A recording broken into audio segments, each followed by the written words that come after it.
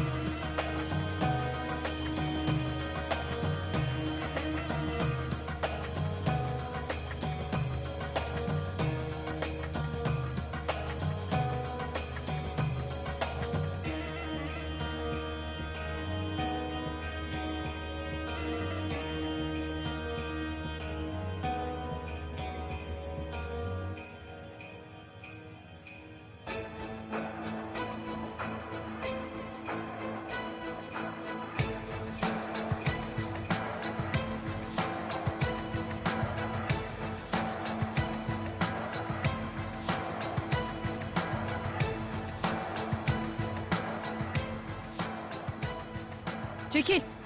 Savcı hanım, içerisi tam güvenli değil. Sana çekil dedim.